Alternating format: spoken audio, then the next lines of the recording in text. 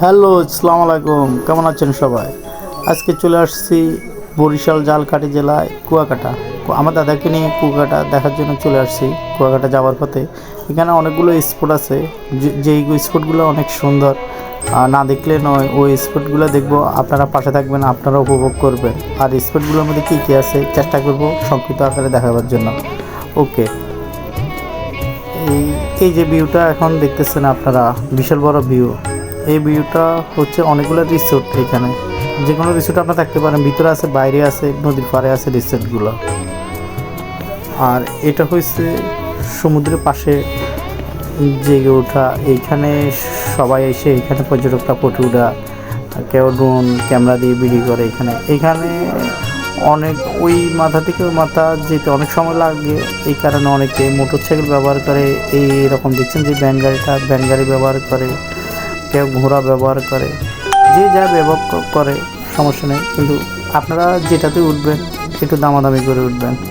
দামাদামি করে উঠলে আর কোনো সমস্যা হবে না। আর দামাদামি করে না উঠলে পরে একটু সমস্যা হতে পারে।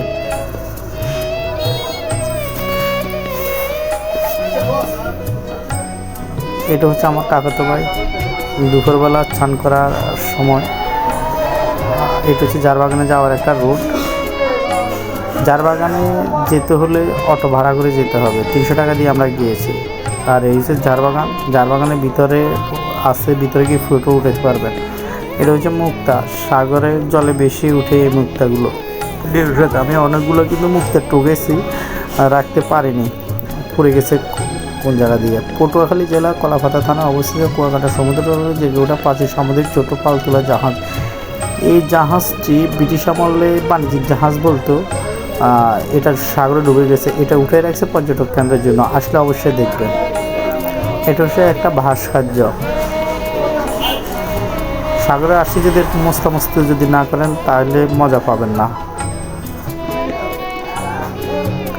এই যে গাছগুলো দেখছেন অনেক সুন্দর ভিউটা। এটা হচ্ছে জারবাগানের পথে।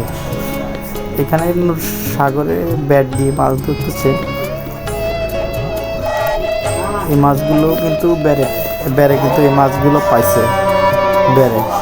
এখানে অনেক রকমের শুটকি আছে, অনেক রকমের মাছের শুটকি এখানে। আর শুটকিগুলো কিন্তু খুবই তাজা। এখানে এরা শুটকিগুলো উৎপাদন করে। আর শুটকিগুলোর দাম আমার মতে কমে, আমি দামগুলো জিজ্ঞেস করছি, নিতে পারেন। আর রাত্রে অবশ্যই এখানে ফিশ খাবেন, এসে কাবাব, মাছের কাবাব। আমরা অক্টোপাস একটা নিয়েছি, এইটাই কাবাব বানাই আমাদেরকে দিয়েছে। অবশ্য খেয়েছে, একটু রবারের মতো লাগছে খেতে, খুব মজাই লাগছে। অক্টোপাস মাছের স্বাদ আগে কখনো পাইনি, কিন্তু আসলে খেয়ে খুব মজা লাগছে, বিশেষ করে চায়না রাখায়। আর হাতে যদি সময় থাকে অবশ্যই গ্রামটা এসে একটু ঘুরে যাবেন। দুনো পাশে সারি সারি খেজুর গাছের মাঝখানে দিয়ে রাস্তাটা অনেক সুন্দর।